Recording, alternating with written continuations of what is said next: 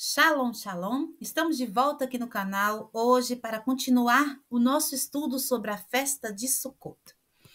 É muito importante entendermos que quando nós entramos no processo de julgamento de Rosh Hashanah, nós tivemos um desligamento da Sefirat, do mundo de Yetzirah, das 6 Sefirot de cima, que compõem Zeir Anpin. Eu queria explicar melhor aos irmãos o que é Zeir Anpin, né? Porque sempre estamos aqui citando os nomes da Sefirot, mas isso é muito novo, esse estudo mais profundo da Torá.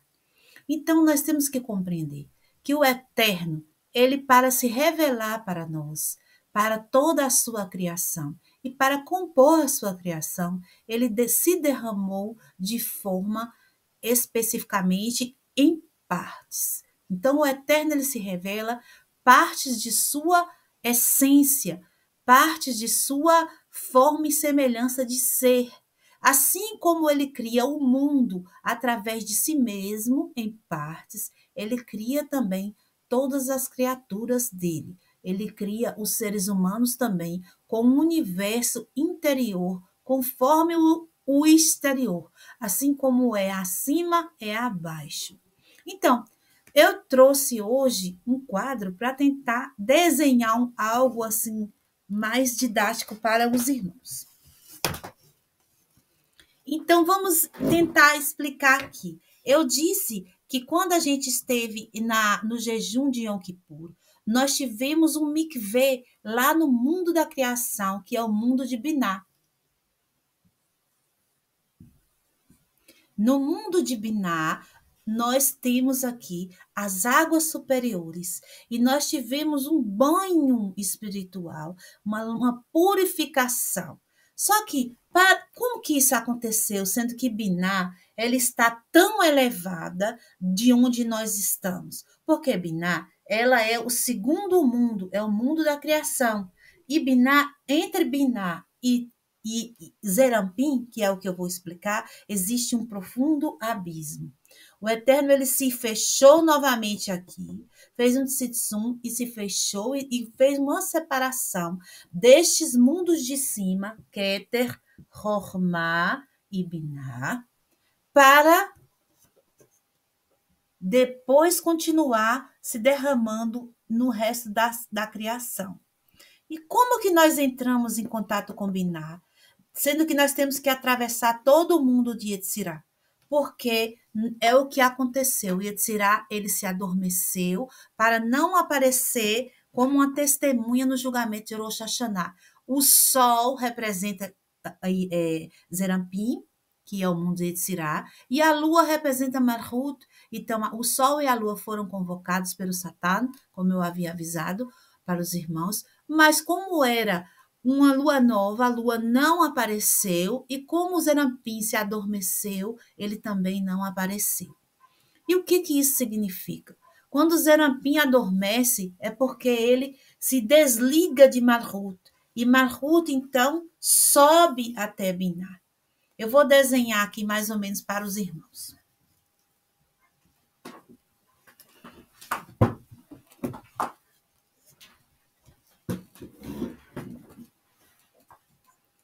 Então, de Binah cria-se o mundo de Hesed, Hesed de Gvurah, Gvurah Tiferet, de Tiferet Netzach, de Netzach Hod, e de Hod Yesod, que finalmente se liga ao nosso mundo Malchut. Então, toda essa parte de 6 Sefirot, elas adormeceram. E nós podemos, então, subir e conectar com a Binah. O que isso quer dizer? Quer dizer que, para chegar até nós, toda a brachá que existe aqui nos mundos superiores, que é Keter, Chokhmah e Binah, que se chama como se fosse um depósito de luz do Eterno, precisa passar por toda essa emanação do Eterno para depois chegar em nós. Esse mundo de Yetzirah, que é essas emanações do meio, são os mundos das emoções. Aqui nós temos a misericórdia, aqui nós temos o julgamento, a restrição. Aqui nós temos a união dos dois, ou seja, o equilíbrio. Aqui nós temos a perseverança. Aqui nós temos a humildade, mas a humildade juntamente com a ousadia, porque se a pessoa não tem uma ousadia, ser uma pessoa que não tem um ímpeto para conhecer o eterno, para aprender do eterno, ela não aprende. Ela tem que ser os dois, humilde e ousado ao mesmo tempo. Aqui nós temos o mundo de Yesod, que é como se fosse o órgão sexual do universo, aquele que recebe tudo a vida, toda a emanação do eterno e despeja em Malhut, Baruch Hashem. Malhut é o mundo que não tem luz própria, é onde existe a criação do físico, o mundo das ações, para que nós possamos puxar a espiritualidade daqui de cima, passando por todas essas sefirot, nós temos que praticar certas ações.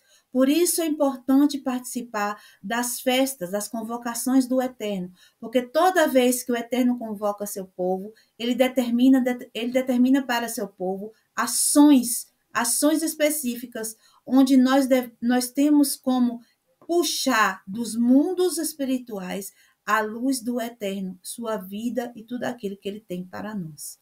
Baruch Hashem. Hoje eu estou falando um pouco sobre isso para os irmãos, porque eu falei que na festa de Sukkot os patriarcas estarão conosco. E cada patriarca, ele é uma carruagem espiritual para uma das sefirot. O que quer dizer isso, a carruagem espiritual para uma das sefirot? Isso quer dizer que o patriarca, ele é um ser humano que conseguiu mostrar com seus atos, com as suas atitudes, com a sua vida, conseguiu mostrar a essência do eterno que está ligada a uma destas sefirot. Baruch Hashem. Como que nós conectamos com cada uma dessas sefirot? Através dos exemplos dos patriarcas. Então, os patriarcas, eles são muito importantes para nós, porque nós temos na vida deles um exemplo para nos conectarmos com estas sefirot, ou seja, com as emanações do Eterno.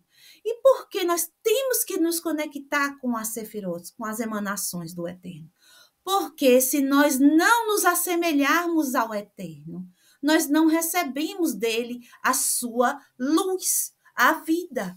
Nós estamos desconectados dele e assim nós não somos abençoados por ele. Inclusive, a questão da brachá, da bênção, está ligada a Sefirot. Quando a gente vai fazer qualquer bênção, como que a gente fala? Baruch atah Adonai Eloheinu melech haolam. O que significa isso? Nós proferimos 6 palavras, ou seja, nós nos conectamos com as 6 sefirot de Zerampim para puxar de lá a luz. Porque entre Zerampim e Biná, que é o estoque de luz divina, vamos colocar assim, existe um grande abismo que nós não temos como nos conectar lá em nenhum momento, a não ser em Yom Kippur. Por isso Yom Kippur é tão importante, porque Zerampim, ele se fecha, ele dorme, vamos botar assim, ele esconde, para que a gente possa se elevar diretamente para Biná. Mas durante todo o ano não acontece isso. No templo sagrado, acontecia da mesma forma. Quando você entrava, no caso o sacerdote entrava, né, no templo, dentro do Mishkan, o que havia ali? Havia, então, uma separação do lugar santo para o santo dos santos. Ou seja, existe uma separação de Zerampim, que é o lugar santo, para Biná, para Rochma, para Keter. Então, aquele véu que separava, aquela cortina, né, que não era um véu, era uma cortina. Aquela cortina simboliza essa separação que existe muito, né, elevada dos mundos superiores em relação às sefirot de baixo. Então, somente em Yom Kippur, o sumo sacerdote poderia atravessar o véu. Isso quer dizer que somente em Yom Kippur nós hoje temos a oportunidade de atravessar o abismo e nos chegar a Biná e fazermos o mikvê de nossa alma nas águas superiores e refazermos nossa vida e conseguirmos renascer. E foi isso que aconteceu com todos nós, Baruch Hashem. Só que o trabalho não terminou. A abertura ainda está, de alguma forma, para que nós agora, como o Zerampim, ele também acordou, está, né? Está despertando de seu sono. Nós vamos, então, agora aos poucos receber de cada Sefirot novamente a luz do Eterno. E a festa de Sukkot é exatamente este momento. Então, quando nós entramos no primeiro dia de Sukkot, nós vamos nos conectar com a Sefirá de Hesed. Avraham Avinu, ele é a carruagem para Hesed. O que é Hesed? Hesed é a misericórdia, a bondade, a paciência de Deus. A graça que o povo tanto fala. Ou seja, se o mundo não começasse, né, por Hesed, ele nem subsistia. Olha quanta ignorância achar que largar os caminhos do Eterno, deixar a Torá de lado, é ter a graça. Sendo que a graça é a construção da própria Torá, é a construção de tudo. Ou seja, a graça do Eterno, Hesed, né, ela está logo no início, depois daquele grande abismo. Então, a Hesed, que é a carruagem, que é a Sefirot, que nosso pai Abraham é a carruagem, vai nos ensinar a questão de amar o Todo-Poderoso, amar o próximo como a si mesmo. Ou seja, vai nos ensinar a usar da misericórdia, nos assemelharmos ao Eterno com a misericórdia e a bondade. Avraham Avinu, ele é um exemplo disso. Avraham Avinu, ele abriu as 4 lados de sua tenda para cuidar de todas as pessoas que passavam por lá. Ele dava alimento, ele dava estadia, ele cuidava das pessoas, ensinava a Torá. Ele não tinha essa questão de separar, né, as pessoas, de afastar. Não, ele tratava todos com carinho, com cuidado, amava todos. A gente tem um exemplo dele quando ele foi praticamente traído por Lot. E mesmo assim, quando Lot estava com necessidade, ele fez o quê? Ele foi buscar Lot, foi lutar e salvar Lot, né? Então, Avraham Avinu, ele mostra para nós a questão de não guardar rancor, de amar de verdade, de cuidar do outro. Baruch Hashem. Então, no primeiro dia de Sukkot, quando você chegar na sua tenda, dê boas-vindas para Avraham. Convide ele para sentar. Pode falar. Não tenha medo. Avraham está vivo. Baruch Hashem. Am Israel Chai. O povo de Israel vive. Então, no segundo dia, é a próxima Sefirá que vai começar a despertar dentro de nós e em todo o universo. A Sefirá de Gvurá. E ela é representada na carruagem através de Yitzhak Avinu. Yitzhak Avinu é a representação perfeita de Gvurá. Por quê? Olha a história de Yitzhak Avinu. Ele se deixou amarrar. Ele se deixou se reter. Ele se conteve. Isso é Gvurá. É a retenção. É você colocar limite. Porque se a gente não ter a Gvurá para funcionar, só Hesed, a gente vai acabar passando dos limites no sentido de fazer bondades demais e acabar prejudicando a nós mesmos. Imagina a situação que você fala, não, mas eu amo ele demais, eu vou deixar ele pecar. Mas eu amo ele demais, eu vou pecar por causa que senão eu vou magoar. Ou seja, então, o Hesed, quando está numa maneira exacerbada, prejudica. Então, por isso existe, então, logo depois da criação de Hesed, a Gvurá, para nos lembrar que existem momentos do não, existe momento de retenção, de parar, de colocar um limite, né? Então, de julgar sim, se aquilo é bom, se aquilo é ruim, para dizer sim ou não. Ou seja, a Gvurá é muito importante. Então, Yitzhak Avinu era a carruagem perfeita de Gvurá.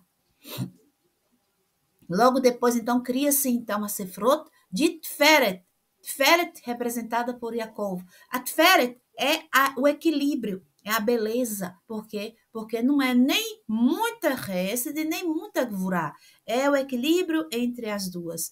E a Tiferet é muito importante porque quando você toma essa decisão de equilibrar suas emoções, né? Nem tender muito para né, o julgamento de si mesmo ou dos outros, nem essa questão de reter, dizer não, não, não o tempo todo, e nem também abrir demais. Então, essa é a beleza da coisa. É você saber, né, o momento certo de fechar, o momento certo de abrir, né? Então, esse sentimento, essa sabedoria de Tiferet é que vai trazer Yaakov Avinu no terceiro dia de Sukkot. Então, nós sabemos que Yaakov, ele foi chamado depois de Israel. Israel é isso, Israel é saber realmente, né, trazer esse equilíbrio para a alma. Israel é você dominar-se a si mesmo. Isso é ser Israel. Nós estamos neste caminho de aprendermos a sermos um Israel perfeito para o eterno, onde nós temos um equilíbrio de nossas emoções, somos o Meler, né? A semelhança do Altíssimo, né? Que a nossa consciência está sobre o nosso coração e sobre o nosso fígado, né? Baruch Hashem. E Yaakov Avinu, né, para receber essa elevação de alma para se tornar Israel, ele lutou com ninguém menos do que o próprio Satã. O próprio Satã lutou contra Yaakov e Yaakov venceu. E Satã simplesmente o abençoou com esse nome que o Eterno lhe ordenou.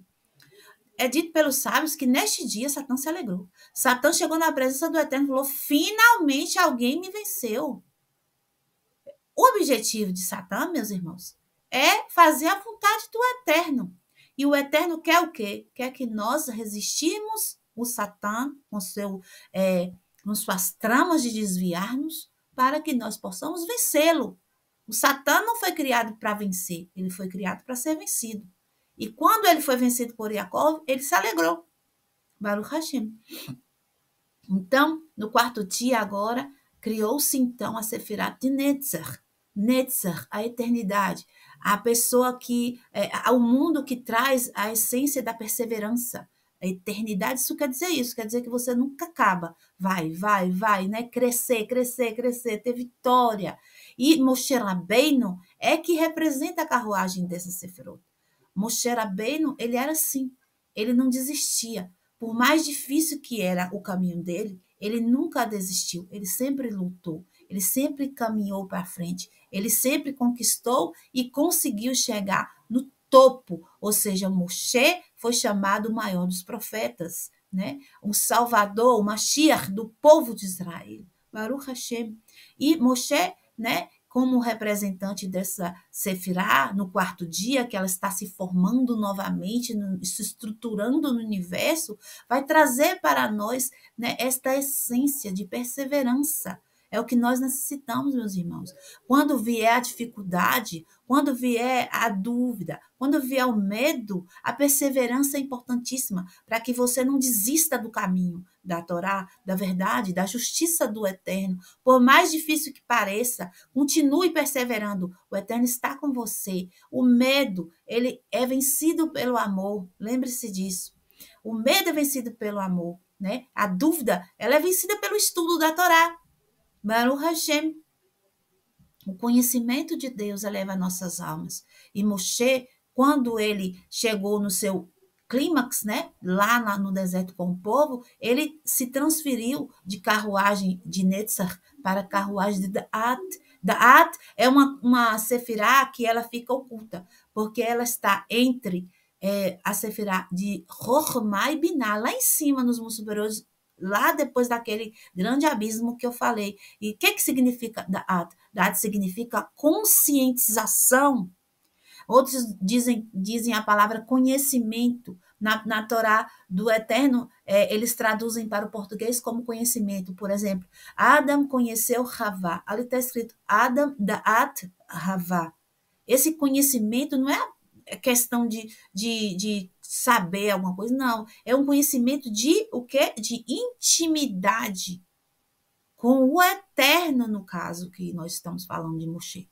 Moshe chegou no nível de Da'at com o eterno. Ele entrou no eterno, o eterno entrou nele. E esse é o objetivo, depois que nós incorporarmos Netzach, é o objetivo de chegar em Da'at, Baruch Hashem. Então, como que nós aprendemos isso? Vendo a trajetória de Moshe Rabbeinu. Ele estará na Sukkah no 4º dia.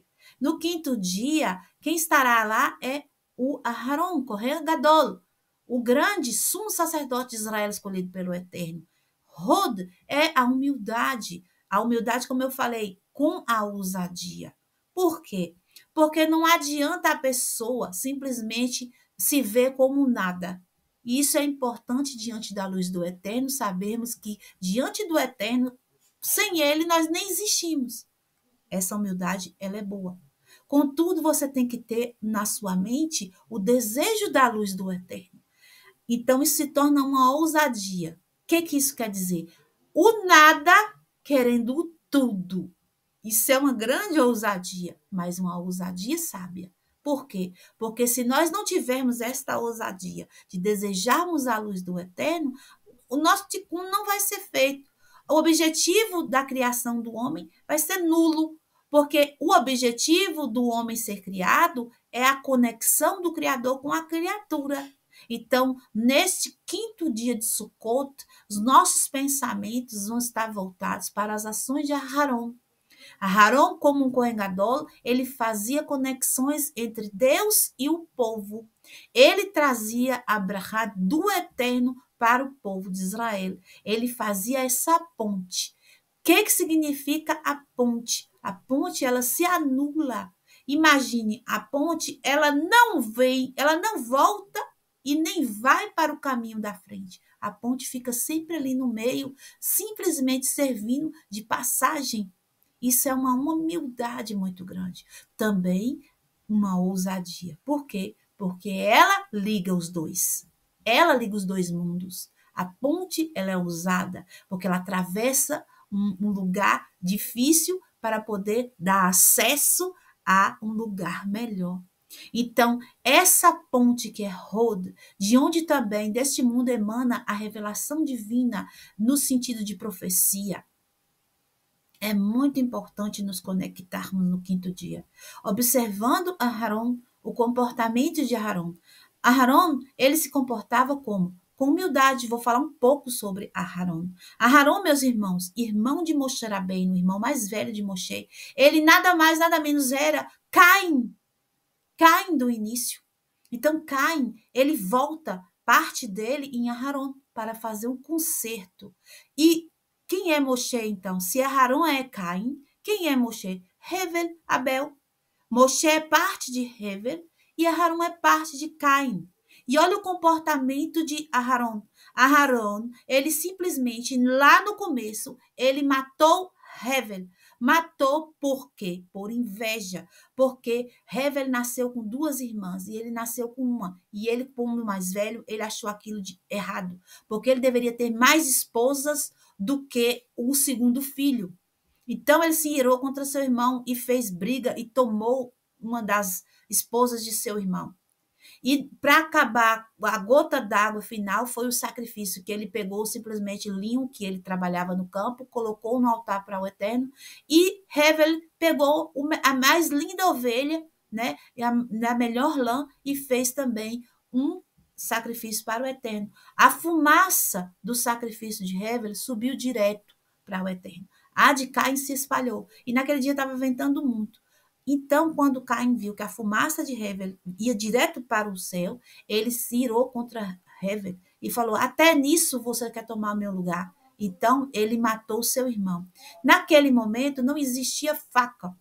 E Caim pegou uma pedra pontuda e falou: não sei como matar, mas eu vou fazer aqui de algum jeito, eu vou furar ele todo até ele morrer. Então, foi uma morte muito feia, muito horrível. Foi a morte muito sofrida, a morte de Hevel.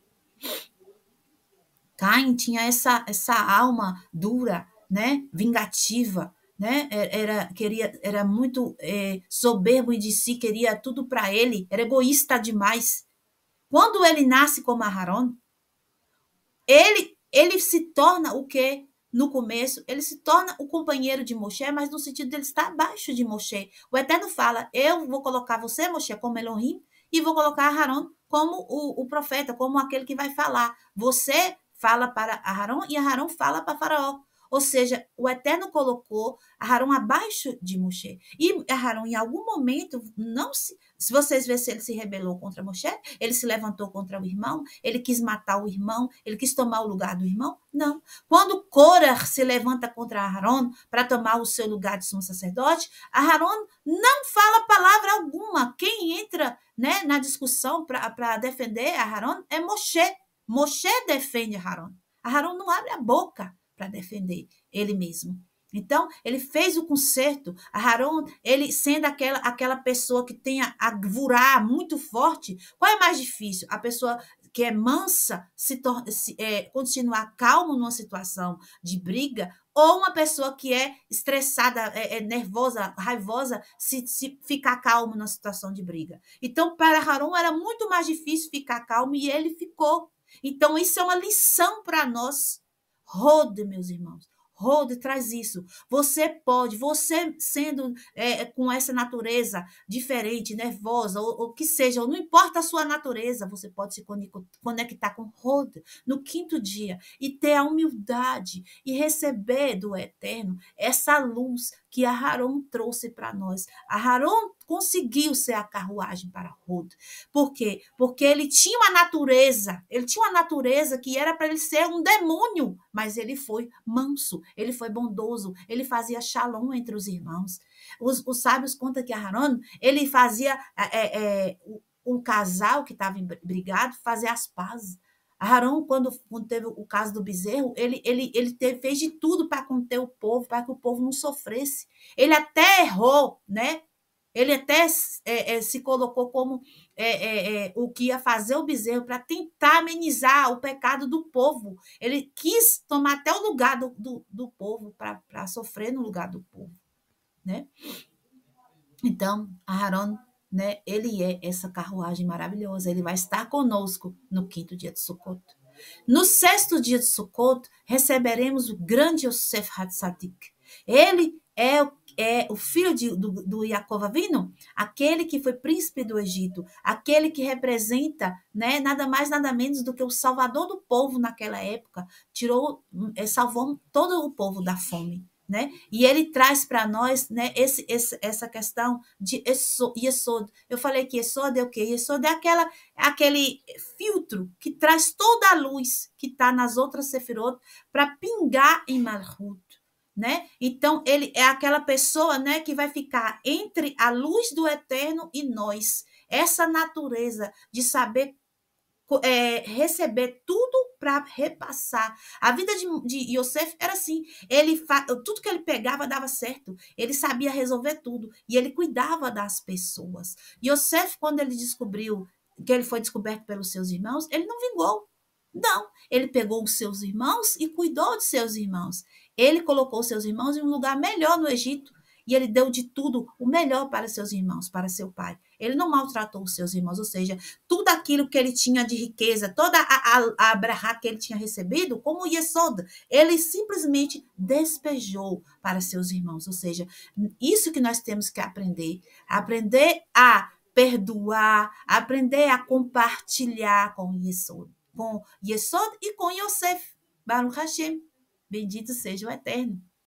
Então, Yosef, ele vai estar conosco nesse sexto dia e ele pode nos ensinar várias coisas, como também controlar a nossa natureza, essa questão de receber toda essa luz para poder despejar devagarzinho, ensina a ter controle. Vocês lembram na história de Yosef que ele foi, como eu posso dizer, ele foi assediado pela esposa de Potifar. Por muito tempo ele foi assediado e foi também, né, julgado mal por ela e por todos, foi preso, ficou 12 anos, né, no calabouço, preso. E mesmo assim, ele não se revoltou contra o Eterno, ele não se revoltou contra ninguém, ele aguentou o seu julgamento. 12 anos sendo inocente, preso num calabouço, num poço fundo. Mas sabe o que Yosef fez? Ele transformou aquela escuridão em luz. Todo lugar que Yosef chegava, ele fazia isso. Ele transformava o lugar de um lugar ruim para um lugar bom, de um lugar bagunçado para um lugar organizado. Então, Yosef, ele vai nos ensinar isso, transformar trevas em luz. Se você está passando por uma situação difícil, que você não enxerga uma solução, você precisa aprender com Yosef e Yesod, que é o que? Transformar a escuridão na luz e saber também receber toda a luz do Eterno e compartilhar, de forma que os outros também recebam esta luz filtrada e de uma forma boa, que não vá prejudicar ninguém. Porque imagine, se não tivesse Zerampim, meus irmãos, essas 6 sefirot que eu acabei de falar, o mundo, ela não ia suportar a energia que vem direto das 3 de cima. É como se fosse a Itaipu, né, que está gerando energia muito forte, contudo precisa passar então por vários transformadores de energia para chegar nas casas. E quando chega nas casas, ainda tem que passar também por um transformador menor, né, para poder chegar na tomada de casa uma pele de luz, né, um volt, né, suficiente que não suficiente não que seja, né, e não seja tão forte para não destruir, né, os eletrodomésticos, para que funcione as coisas e não que destrua, que exploda as coisas. Né? Assim é o estoque de luz divino das 3 de cima, é forte, então precisa desse filtro que são as 6 sefirotes de baixo. Para encerrar a festa, nada mais, nada menos do que o grande David Ameller, que é a carruagem de Malchut, que ele, né, só nasceu nesse mundo porque Adam deu para ele 70 anos de vida. Porque como Malchut não tem luz própria, David, a alma também que seria essa carruagem, ele também não tinha, né, força para viver, ele seria um aborto. Mas David conseguiu viver 70 anos. E ele nos mostrou como ser Malchut corrigido. Né? Quem é Malchut? Malchut é o reino. O reino é o Malchut, é o Malchut. Então, o que é reinar de forma correta? Nós já explicamos. Primeiro, para ser Melech, eu tenho que colocar o Moar, o cérebro, em cima, o Leva no meio, coração, e o fígado, que é né, a letra Kaf, né, por baixo. Porque se eu coloco eles no meio ou em cima, eu atrapalho tudo, viro bagunça, não viro nada. Nós já tivemos essa aula. Então, para mim ser o rei ser o rei como a semelhança do Eterno neste mundo físico, eu tenho que me espelhar em David Ameller. O comportamento de David Ameller, ele foi ungido rei depois dele. Eu já contei a história de David naquele vídeo que eu fiz sobre David e Yeshua. Voltem no canal e olhem na playlist de Yeshua, vocês vão encontrar. Então, David, depois dele ser ungido rei, depois de ele passar várias aflições que eu expliquei para os irmãos no vídeo, o que aconteceu com David? Ele ficou 2 anos sem tomar posse. Por quê? Porque Shaul ainda estava como rei, ainda estava vivo. E ele, em momento algum, ele usurpou, ele tomou, porque não seria nem usurpação, ele ia se colocar no que era dele. Nem assim David se levantou contra Shaul. Shaul, meus irmãos, é um código para os inimigos que se levantam contra nós. Esses inimigos que se levantam contra nós, o segredo, vou contar para os irmãos, não é a pessoa em si, mas é o Satã que habita naquela pessoa. Então, quando você vê alguém lhe aborrecer, não pense que é um ser humano em si que está lhe aborrecendo, mas é o Satã daquela pessoa que está se levantando contra você, fazendo assanhar o seu próprio Satã, que vai querer brigar com a pessoa. Então, você tem que ver um Satã no ouvido da pessoa e um Satã no seu próprio ouvido, e nisso você vai sair fora de confusão. Quando você entender que todos nós temos um Satã interno e que esse Satã né? Esses adversários, esses desviadores, é que ficam causando conflito e confusões.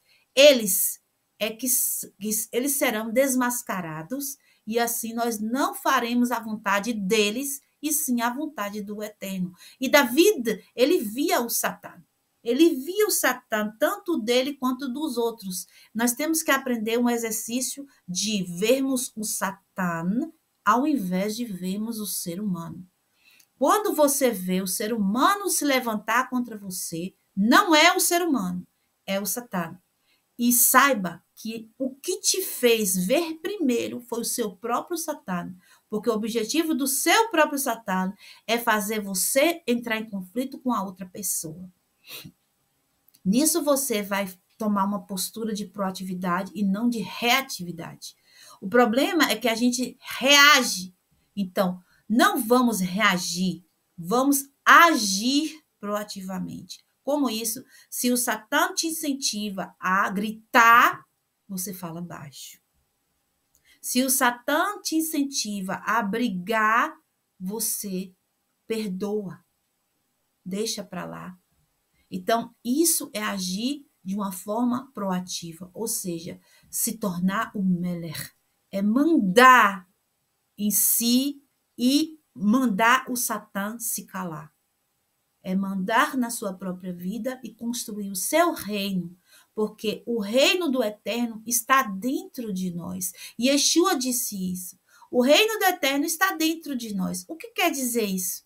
O reino do Eterno está dentro de mim, tem um rei, tem um mundo. O reino do Eterno, ele é você corrigido.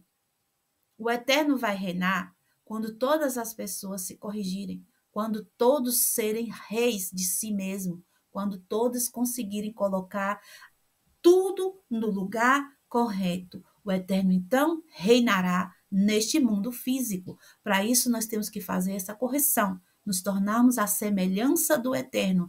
Malchut corrigido, o reino corrigido. Baruch Hashem. Este é o ensino do 7º dia de Sukkot. Também hoje eu quero falar sobre como fazer o lulav. Eu queria ter conseguido pegar hoje as espécies, mas eu não tive como pegar. Vou ter que ir amanhã pegar. Mas, de qualquer forma, eu vou tentar explicar para os irmãos aqui. Eu falei no último vídeo o que é as espécies. Eu só quero agora dizer como utilizá-las. Então, o lulav, você vai pegar apenas um lulav. Recapitulando, o lulav é aquela parte da palmeira que fica com as folhas fechadas, parece uma espada no meio. Você vai utilizar uma espada daquela, um lulav daquele, um só. Você vai utilizar dois aravot, que são aqueles, você pode procurar um mato que seja com folhas, né, que não tenha cheiro e que não tenha fruto. E você vai precisar de 3 radacim, pode ser, como eu falei, que vocês podem substituir pelo alecrim. Então, 3 galinhos de alecrim. Você vai colocar, então, deixa eu ver aqui para não errar. Você vai colocar os 2 ramos de salgueiro, que é o aravot, à esquerda, né? E vai colocar os 3 ramos de murta, que é o radacim, que é pode ser substituído pelo alecrim, pela direita. O lulav no meio, então vai ficar assim, com o lulav no meio. Aí você vai amarrar com alguma coisa da própria planta. Amarra as 3 espécies. O etrog, que pode ser substituído pelo limão siciliano, você vai segurar com a sua mão esquerda o etrog, né? Segurar o etrog na posição sentido que botar para baixo. Olha só, tem um talozinho assim do limão siciliano, do etrog, você vai colocar aquilo para baixo, certo? Aquele talinho. Segura ele para baixo com sua mão esquerda. O lulav com as outras 2 espécies, segura com a mão direita. Junta todo mundo para que ele toque, o etrog toque nos outros. Qual é o sentido do etrog tocar nos outros? O etrog vai passar da sua essência para as outras. Porque o etrog, ele tem as 2 coisas. Ele tem o ensino da Torá, que é o cheiro, e ele tem o fruto, ou seja, ele tem a ação. Já Aravot não tem nem cheiro, não tem nem estudo, nem ação. O Lulav tem o fruto, mas não tem conhecimento, não tem o estudo da Torá. E o Hadassim, que tem o cheiro, tem o estudo da Torá, mas não pratica. Então, para que eles se consertem, né? Esse é o pensamento, para que essas pessoas que têm esse comportamento se consertem, então eu vou pegar o etrog e eu vou colocar ele coladinho neles.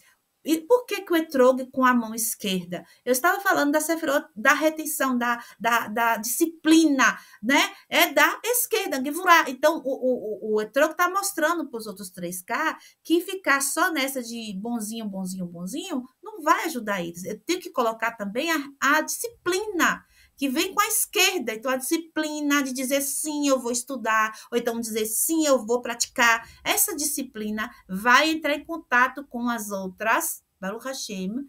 Tudo, meus irmãos, você tem que levar para o lado da construção do universo. Tudo é a intenção, a kavanot. Eu estou ensinando os irmãos aqui para na hora que você for fazer, se lembre das minhas palavras, para que funcione. Então, você vai colocar o etrog, né, o limão siciliano que você tiver, coladinho nas outras espécies, assim, dessa forma. E você vai falar abrahá. Abrahá está no Sidur, do Hashem. Se o Eterno permitir, amanhã eu vou ver se eu faço um vídeo ensinando as rezas de Sukkot. Vou tentar. Se eu conseguir, que amanhã é dia de eu arrumar tudo aqui da minha sucá, né? E se eu conseguir, se o Eterno permitir, eu farei esse vídeo. Deus abençoe que eu consiga, para que os irmãos saibam como é o Seder de Sukkot.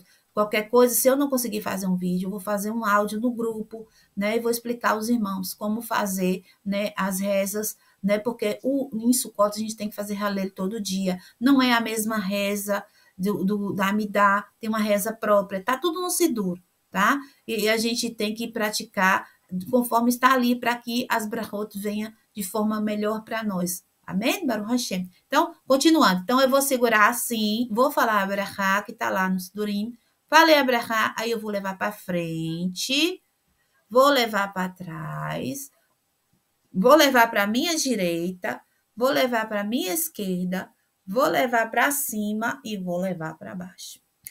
Antes, me desculpe, eu esqueci de falar que eu tenho que estar voltada para o leste. Então, da mesma posição que eu faço a Amidá, eu vou fazer o movimento da Lulav. E esse movimento da Lulav é dentro da Sukkah, tá bom? Baruch Hashem. Então, de novo, viro para o leste, faço a Brahá, e aqui eu já coloquei, né, na mão direita as 3 espécies, na mão esquerda o etrogo, juntos todos aqui, um coladinho no outro. Fala a Brahá, vou para frente, vou para trás, vou para a direita, vou para a esquerda, vou para cima e vou para baixo. Pronto, cumpri o mandamento. Baruch Hashem. Isso eu vou fazer todos os dias dentro da Sukkah, depois da oração de Shacharit. Lá tem descrito no Sidurim, né, no Sidur, o momento de fazer, né, o movimento das espécies. Lembre-se, nós vivemos no mundo das ações. Nós não vivemos no mundo espiritual de Yetzirah, e nem muito menos nos mundos superiores, né? Nós vivemos num mundo onde, se eu não agir, se eu não falar, se eu não fazer, não vai funcionar. Baruch Hashem. Se eu apenas pensar e não fazer aquilo virar uma ação, não vai acontecer um efeito. Então, pratique o mandamento, faça de forma correta, que o Eterno abençoe a todos. Shalom, shalom e lehitraú.